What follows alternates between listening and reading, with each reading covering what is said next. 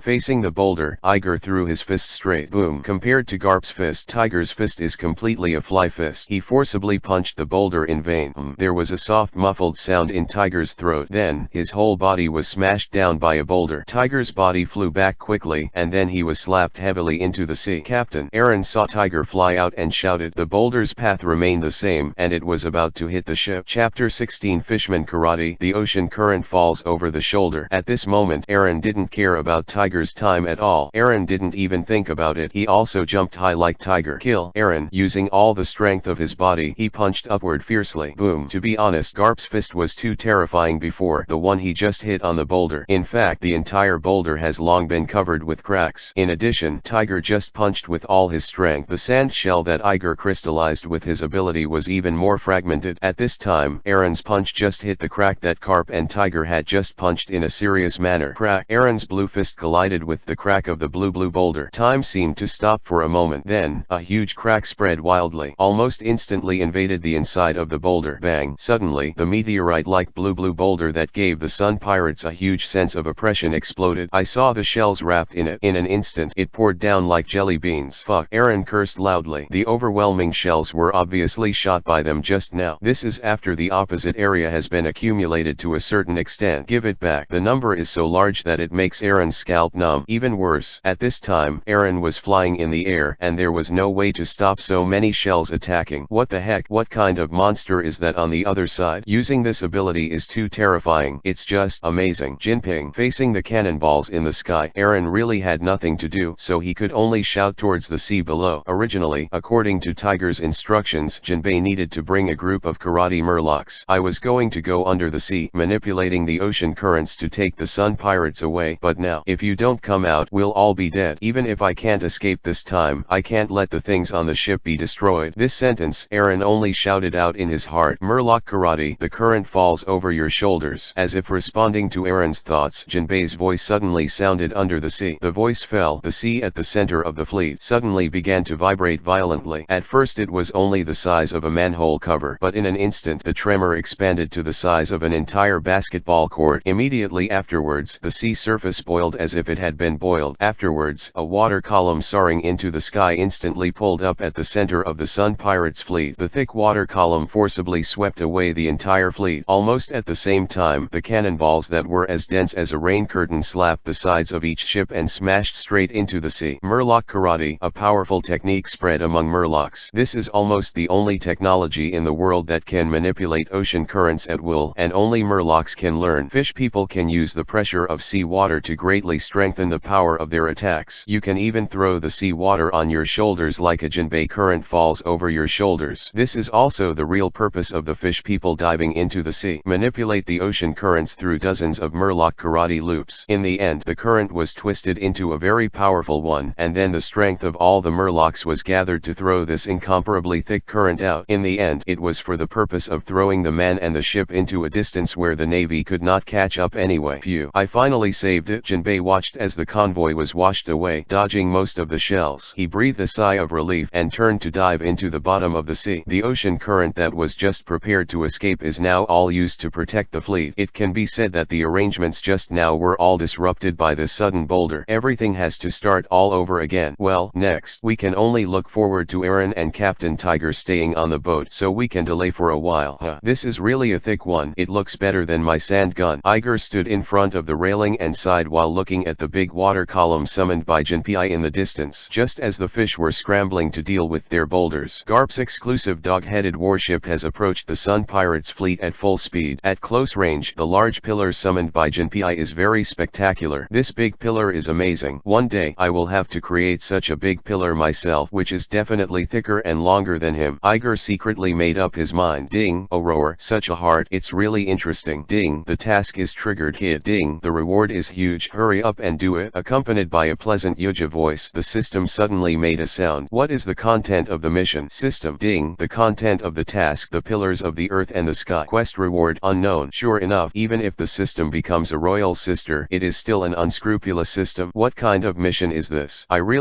didn't think anything about it. What? All? I didn't think so. Iger's face instantly turned black. Tiger, I'm Garp, come out and surrender. At this time, Garp did not know where to get a big speaker. He aimed at the Sun Pirates, and the tattered ships began to shout. On this side, Tiger had just climbed out of the sea. Hearing that it was the terrifying Garp who was chasing after him, immediately he turned his head to look in the direction of the voice. What caught his eyes was the big dog head on the Garp warship. As for Lieutenant General Garp, known as a naval hero, wearing a dog head hat, he was stepping on the railing with one foot and holding a loudspeaker in his hand. Just listen to him shouting loudly with a voice that is enough to oscillate the eardrum. Tiger, since you climbed up on Mary Joa and challenged the authority of the world's official government, then today, I, Garp, will arrest you on behalf of the Navy. At this moment, the group of Navy soldiers behind Garp pursed their lips. However, their bodies were still shaking uncontrollably. They were trying to hold back their laughter. Although it is not the first time to hear Lieutenant General Garp speak, but every time I can't stop laughing. Lieutenant General Garp's classic scene. It is to be passive and sabotage before chasing, energetic when chasing, righteous words when shouting, and full of emotions when fighting, especially when facing a hero like Tiger, who is somewhat congenial to Lieutenant General Garp. Garp has a considerable probability because the other party is too cunning and the pursuit fails. However, Garp shouted like this when it reaches the ear of Tiger on the opposite side. It doesn't sound like the same thing at all. Arrest. This is completely the malice of human beings for Murlocs. I saw that Tiger slowly climbed onto the boat and soon stood up straight. Tiger's face was gloomy. He raised his head and looked at the condescending Garp, his eyes surging with fighting intent. Cap, if you have the ability, you will take me back to the underwater prison. Chapter 17. I can really fix them all by myself. If you have the ability, you can take me to the underwater prison. Even if Tiger was standing below, he was indomitable. He held his head high, his muscles surging in knots, and the explosive power contained in it. Such a person seems to have his own light. He is indeed a great figure who has left a deep impression on the history of humans and Murlocs. Iger thought for a moment that he was simply handsome. Is this the momentum of the characters who liberate Mary Joa? You must know that in this day and age, Murlocs are generally regarded by humans as a lower race. There will always be humans everywhere to catch Murlocs and domesticate them like animals. The ones that look better are the ones that look better. They will be enshrined to Tianlong people or sold to big bosses at high prices on the black market, accepting the fate of becoming a plaything. Those with a slightly different quality, like Tiger, will be caught and sold elsewhere as coolies for mining. So, Tiger is really a legend. He left Fishman Island as a young man to travel around the world before being captured as a slave. After that, he escaped on his own. And not only did he escape by himself, but he also climbed up to Mary Joa with his bare hands. What's more, he not only freed the Murloc slaves, but also established the Sun Pirates with a group of slaves. Has been running on the road of racial equality and addressing racial discrimination. Just such a person who runs for racism. He also has a deep hatred for mankind because of his experience of being sold into slavery. This may be the reason why he is so hostile to the Navy. But what makes Iger feel a little strange is that this Tiger doesn't seem to be as powerful as he imagined. You must know that Tiger is Aaron's big brother. At that time, he subdued the gang of gangsters on Murloc Street with his strength until he finally became one of the best adventurers on Murloc Island. According to the timeline, he is now stronger than Jinbe. Why is it now in Iger's perception, especially in the system's threat warning? Tiger's strength is weaker than Aaron next to him, and more than a little bit weaker. Although Tiger stood there, he said that he was imposing, but he always had a feeling of being strong from the outside and doing things in the middle. On the other hand, Aaron was young and full of vigor, and his explosive power could hardly be hidden. Garp told himself just now that this time it was because of this Aaron. The Method brutally slaughtered a town with a colonel in the headquarters, and the Navy decided to hunt them down. Could it be that the old thief Oda lied to me? In his set, The Future Overlord of the East China Sea, Aaron, it was the man who almost bit Luffy to death. In fact, he was stronger than his big brother a long time ago. However, Iger soon shook his head and denied the possibility. Maybe it was a few days ago. Tiger had just attacked Mary Joa, and the injury on his body has not fully recovered. But what about him? No matter what, you must choose the strongest to start. At this time, Aaron was strong at first glance, and he did not have the comfort and corruption he encountered when he met Luffy after the original book. Exactly, you can use him to try your newly learned skills. Here, Iger has already decided on his goal. On the other side, Garp was still talking to Tiger. I saw Garp digging his booger in disgust and holding a loudspeaker. What are you talking about? The old man just came to arrest you, and he didn't say that he would take you to the undersea prison. I don't understand what you said. If you want to catch me, come down and fight with me. Tiger's hatred of human beings has not allowed him to think about what Garp's words mean. He had just escaped from Mary Joa, although seriously injured, but the hatred buried in his heart would not allow him to bow his head in front of humans. At this time, there were actually only two people on board the Sun Pirates with the strongest combat power, Jinbe and Aaron. One of them is preparing for the ocean current underwater, and the other is estimated to be stretched just to deal with Garp and that strange ability. At this time, although I can't do anything, but it is still necessary to be as peaceful as possible and create time to escape. Thinking of this, Tiger added another sentence. I want to see if your famous Iron Fist can knock me down. This is a naked act of exhortation. Tiger thought about stirring up Garp's fighting spirit so that he could fight against him. Ha ha ha ha, just waiting for your words. Garp was really excited and smiled. He threw away the horn at will, kicked his feet, and jumped on Tiger's boat. Lieutenant General Garp Pakuto anxiously tried to stop him but was a step too late. Can only watch Garp's body rushing out. That was Tiger, the one who broke into Mary Joa all by himself and got out. Although I don't know what hard power is like, but the strategy layout is definitely not bad. Maybe there will be an ambush if you jump on the boat. Lieutenant General Garp is also really so impulsive. Whoops, my god. However, Pakuto's heart was not finished, but Garp screamed strangely. In front of Tiger's boat, a large blue slate lay across Garp's route. Garp didn't have time to dodge in the air and slapped on it with a bang, leaving a deep human-shaped trace. Iggy, why are you blocking me? Grandpa, didn't you say you wanted me to practice my hands? Garp was knocked to the ground by Iger's big slate, holding his head and screaming in pain. Hearing Iger's words, he raised his head in surprise. Yeah, Grandpa said it. So you're done with Grandpa? Why are you stopping me? I don't think you understand me. Iger stepped onto the bow and looked down at the group of Murlocs who were waiting for him below. Grandpa, when I say practice, let me solve them alone. Huh? At this moment, the group of Navy soldiers behind them seemed to have encountered the most incredible thing in the world, and they boiled instantly. Iggy, what are you thinking about? Let you practice your hand just to show you how the Navy catches pirates. One person to deal with these vicious pirates? How is it possible? Stop kidding, little Iggy. Iggy. This time, even Pakuto couldn't help it. He shouted louder than just now, and scolded Iger with a serious expression. Ige, this is a serious task, and the following are all vicious pirates. Don't make a fool of yourself. This Iger really deserves to be the grandson of Lieutenant General Garp. Powerful but out-of-line personality is almost the same. At sea, no one has ever dared to say that he does not need a partner, but whoever said so almost became the wreckage of the seabed. This is a very serious matter. Pakuto felt the need to give Iger a sense of teamwork. The sea is not the time to show individual heroism. Similarly, Garp did not expect Iger to have such a plan. For educational purposes, he also wanted to persuade Iger. However, Garp didn't wait for him to speak, but I saw the corners of Iger's mouth raised, looked at him and said, "Don't worry, I can really solve them all by myself." Chapter 18. 7 years old. One-Faced Sun Pirates. You kid. Pakuto. Adjutant Pakuto became anxious when he heard it. He was about to persuade him again, but was stopped by Garp. Pakuto turned his head to look, only to see Garp shaking his head at him. Then, Garp stood up slowly and put on the dog head hat again. He picked up the loudspeaker, jumped back to the naval warship, and shouted at Tiger again. Tiger, the old man suddenly decided not to fight you. Next, I'll change the old man's grandson to play 2 tricks with you. Lieutenant General Garp. Pakuto looked incredible. Is this my grandfather? How could a grandfather let his grandson go on such an adventure? Cap ignored Pakuto, and just gave little Iger a deep look. Go Eagle, don't be afraid. There's Grandpa behind you. Lieutenant General Garp. Pakuto just couldn't understand Garp's behavior, but Garp waved his hand, signaling that he should stop talking. Don't worry, I'm still watching from above. Nothing will happen. Pakuto murmured for a while, and finally stopped speaking. Just noticed there is still a hint of worry in Garp's eyes. In fact, Garp has his own considerations in his heart. Although Iger is only 7 years old, he has more power than many people are 30 years old. Because of this, Iger is more aggressive and arrogant than the average person. The reason why Garp left him alone. On the one hand, he has absolute confidence in his own strength and can protect Iger at a critical moment. On the other hand, I thought about letting Iger discover the importance of teams and partners. On this sea, people who don't have a partner can't go on. Let Iger realize this truth in his own battle. Although Garp has his own considerations, but the fishman was shocked. The Navy hero Garp had just finished speaking. I saw a 7 or 8-year-old child standing on the bow. Jumped down. I saw fine sand and dust floating from the soles of Iger's feet, and the whole person remained in a vertical state, floating in the air in a hurry. With a light click sound, the sand and dust disappeared. Iger stepped firmly on the deck of the Sun pirate ship. Iger was very satisfied with himself throughout the process. He used the smallest degree of elementalization to achieve an operation of immortal descending to Earth. Simply full. However, just as Iger raised his head a little smugly, he met the eyes of a group of Murlocs who were indeed disgusted. Tiger looked at Iger, who was less than the height of his thighs, with disappointment on his face, and pointed at Garp. Has humanity been corrupted to such an extent? Should even a child be burdened with your deformed justice? Aaron on the side gestured between Iger and his height with webbed hands. Then he burst out laughing. I said, is there no one in your navy? You actually let the children come up to make up the number? And what do you guys eat? You hide behind a child. What are you talking about? After a few days of getting along, Iger has learned the essence of Garp, and said while picking his booger with his little finger, I'm not a child. I'm 7 years old this year. Ha ha ha. 7 years old. Before Yiji's words were finished, behind Aaron, a group of Murlocs in karate suits appeared. They are Tiger's subordinates. They were originally in the cabin, waiting for the Navy to rush up and kill them by surprise. In the end, it turned out to be a little kid. Suddenly, they couldn't help it. I saw these karate fish people holding their stomachs and laughing. Ha ha ha ha ha. It's really not a child. 7 years old is not too young, and it has been weaned. Ha ha ha ha ha. The Navy is really talented. I'm dying of laughter. Sigh ha ha ha. At this moment, even Tiger shook his head. He jumped up and rejoined the boat from the sea. However, Iger was completely unmoved by their laughter. He calmly picked the booger and then flicked it away. Wait until the fish people's laughter subsided. Iger then slowly answered, don't underestimate me too much. Solve you guys. I'm enough alone. Hey, this kid is quite arrogant. arrogant. Ig's milky voice was completely unconvincing in the Murloc's ears. Be careful when you talk now, it won't hurt too much in a while. It seems that you humans are not only arrogant but also stupid. Aaron can't stand someone being arrogant in front of him, especially humans. I saw that he took out his 2-meter-long shark-toothed knife from behind and stepped forward. However, Aaron was stopped by Tiger reaching out his hand. Tiger shook his head at Aaron. Aaron, he's still a kid. Don't fight him anymore. Bang. Aaron spat in disdain and raised his chin at Iger. I heard that there are no children. Our boss won't let me fight you. Hurry up and get back on your boat. That's right, the pirates and the navy fight. What are the children doing here? A group of Murlocs behind him also began to join in. Are you afraid that we won't be able to beat us and bring the children to make us dare not attack? Humans are indeed vicious. On the boat, Hokuto and Garp are looking down. At this moment, the warship has completely approached the Sun Pirates ship. However, due to the high height of the warship, Tiger and the others could not hear the ordinary conversation with Iger at all. Seeing that Aaron took out his big knife to fight but was stopped by Tiger, the adjutant Hokuto couldn't help but open his mouth worriedly. Lieutenant General Garp, is this really okay? It seems that the Murlocs don't take him seriously at all. If Little Eagle is defeated, wouldn't it be a joke if it spreads out to the Navy? Garp was very calm. Looking at the movements of the fish people below, he could probably guess what the current situation was. I saw him holding his arms. Don't worry, Iger is the grandson of this old man. Tiger on the boat. Almost all the Murlocs on board were persecuted by humans. So in the face of Iggy, a child who seems to be particularly easy to bully, the tyranny in their hearts was released as it was. Began to fearlessly intimidate and humiliate Iger. Go back quickly, child, or wait for the uncles to pull your little dick off. Little guy, seeing that you look pretty cool, why don't you come with us? There are a few uncles who like young boys like you. Iger frowned. Hey boy. Seeing that Yige had no intention of leaving, Aaron became impatient. Why don't you get out? Iggy didn't speak, and he didn't answer Aaron, who urged him to get back on the boat. His eyes only locked on a few filthy Murlocs with dirty mouths. Suddenly, Yige's warm eyes suddenly turned sharp. Wow. Like a gust of wind, around the hull of the pirate ship, layers of waves suddenly erupted. The waves surged up in layers, as if something angered the sea god. The surging waves jumped, as violent as flames. Aaron didn't know why, but suddenly felt a chill on his back, as if intuition was telling him. Not far in front of him, an ancient vicious beast that can eat countless people has awakened. Boom. Suddenly, a tyrannical pressure descended on the deck without warning. Just a moment. Rows of wooden decks on the originally dilapidated pirate ship were instantly shattered by invisible forces. Roar. At this moment, everyone seemed to hear a huge roar resounding in their minds. Then, only to hear two consecutive thumps. Behind Aaron, the two most disgusting Murlocs have already fallen to the ground. Chapter 19. The Navy's treasure eagle fought. What happened? A sense of oppression, like a dragon going out to sea, swept through the Murloc camp. After passing Tiger and Aaron, two Murlocs have fallen to the ground with just two thuds. At this moment, Tiger and Aaron looked at each other. They both found that the other party's pupils were constricted and their faces could not be concealed in surprise. Is this overlord color? Tiger stared blankly at the two fallen Murlocs in his camp. In addition to the domineering and domineering, he really can't think of any other attacks. If he can't touch others, he will faint. However, Tiger denied his own idea. After all, the explanation he came up with is too outrageous. That's the overlord color. What kind of people have the overlord color? The most famous is Roger, who went to Fishman Island to find the historical text and defeated the entire royal army by himself. Who is he? One Piece, that is. As for Tiger's adventure after he came out of Fishman Island, it is said that the man with a tyrannical appearance and a very good reputation is the man who is on a par with Roger, Edward Newgate Whitebeard. These two are the representatives of the overlord. It can be said that the overlord color, it is the qualification of a king. How could such a powerful overlord appear on a 7-year-old child? Isn't this bullshit?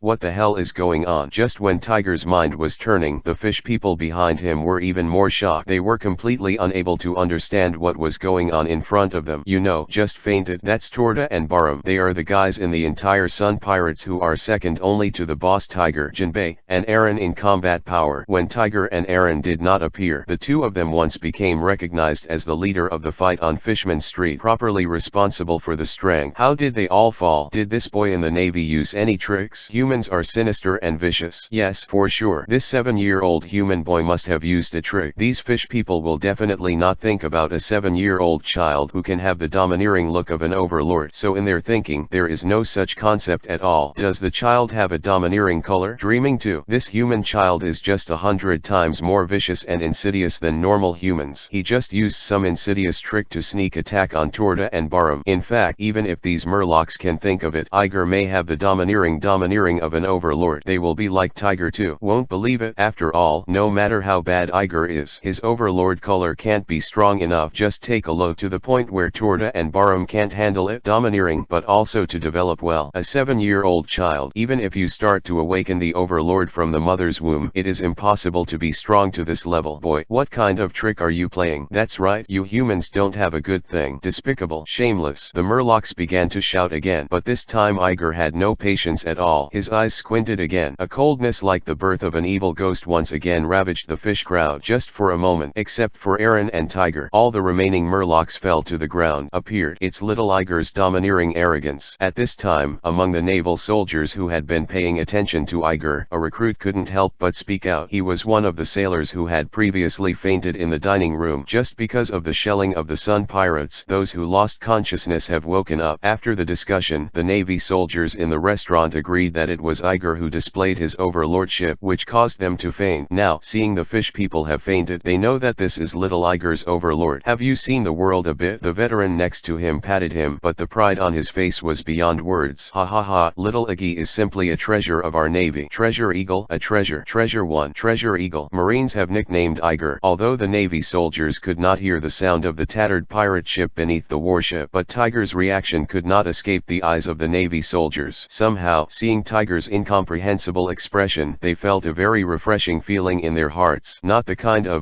you're shocked too gloating. It's a kind of pride of look how awesome our little Iggy is. Yes, just proud. It's like mentioning his superior to outsiders when it was Lieutenant General Garp, just as proud. Ha ha ha, how's it going? Our little Iggy is amazing. At this moment, compared to the heartless pride of the sailors, Garp and Pakito's fists were clenched. Is this the beginning? It was the first time in little Iger's life that he had contact with pirates. It just makes both feel quite magical. Iger's first contact turned out to be a way of knocking down a group of people with 2 eyes. Although Iger had the upper hand, to be honest, Garp was still a little worried. Intuition tells Garp that Aaron is not an ordinary danger. After all, judging from Tiger's reaction just now, he is worthy of the identity of the Murloc hero. Not wanting to watch the child suffer and stop Aaron shows that he is still very kind in his heart, but that Aaron, just from what he said, it could be seen that he was a bloodthirsty and cruel person, especially since what he exudes now is the real killing intent. Although Garp has a big heart, but he would never trust his grandson to face that murderous aura in front of him. Iger will always be the grandson. Next, if Aaron dares to hurt Iggy at all, he would use his fists, punch after punch, to smash that Aaron into meat sauce. Well, if Garp knew what Iger was thinking at this moment, I'm afraid it will spit out a mouthful of old blood. This knife is so handsome. At this moment, Yige didn't feel any murderous aura in Aaron. What he cares more about is the shark tooth knife that Aaron is holding on his back. Why didn't I find that thing so handsome before? Aaron has weapons, so should I. At this moment, looking at Aaron's big weapon, Iger felt that his hand was empty. Feel ashamed. One day, I'm going to get a weapon too. You must be famous. You must be handsome. Sure enough, Overlord. After another baptism of Overlord color, the emptiness in Tiger's body became stronger. At this moment, he couldn't help it, and he took a deep breath in his heart. There are such terrifying characters in the Navy. For some reason, Tiger is a hero. Suddenly, there was a slight sense of fear towards Iger, who was not far away. He was deeply worried about his future. 7 years old, Overlord. What kind of monster is this? At the same time, Aaron looked at the fish people behind him, and his heart was full of solemnity. He finally realized that it was really not easy to find this kid not far in front of him. When he was only 7 years old, he woke up to the Overlord color. How can it be good in the future? Little bastard, I must kill him with my own hands. A bloodthirsty light flickered in his eyes, and Aaron grabbed the handle of the shark tooth knife and pulled it out from behind. Now, he would never see Iger as just a child again. He can make his brothers lose all their fighting power in an instant. If you don't kill him now, it will definitely be a disaster for the Murlocs in the future. A bloodthirsty cold light flashed in Aaron's eyes, and he bit his tongue with his teeth. As a sharkfish, the smell of blood would make him even more excited. Boy, let me be your opponent. I must kill you today. Okay, I said it long ago. It's enough to deal with you and me alone. In the face of Aaron's provocation, Iger nodded and replied indifferently. Chapter 20 Eagle vs Aaron. Take out your weapon. Don't say I bullied you. The smell of blood completely inspired Aaron's bloodthirsty nature. His originally purple pupils turned blood red little by little. Okay, let's see what weapons are on me. Hearing Aaron's words, Iger carefully rummaged through his body. Over half a day, there was nothing but a black thing out of his butt pocket. Damn, system, when did you give me this? In Iger's hand, the thing was round and about the size of a fan. The black and parched surface glows metallic in the sun. Impressively, it was rewarded to him by the system before. That slice of senbei. Can this thing be used for anything other than grinding Cap's teeth? The system even put it in his trouser pocket. Eagle has a black line. Is this your weapon? Are you ready to die? Under the influence of bloodthirsty talent, Aaron suddenly lost his mind. The shark-toothed knife pointed forward and the momentum increased wildly. I really can't find a good weapon in my hand. Just let it. Iger raised the senbei in his hand and nodded to Aaron. Signal to start fighting. However, when Aaron glanced at the things in Iger's hands, blood rushed to the top of his head. Damn it, what did you take? A slice of,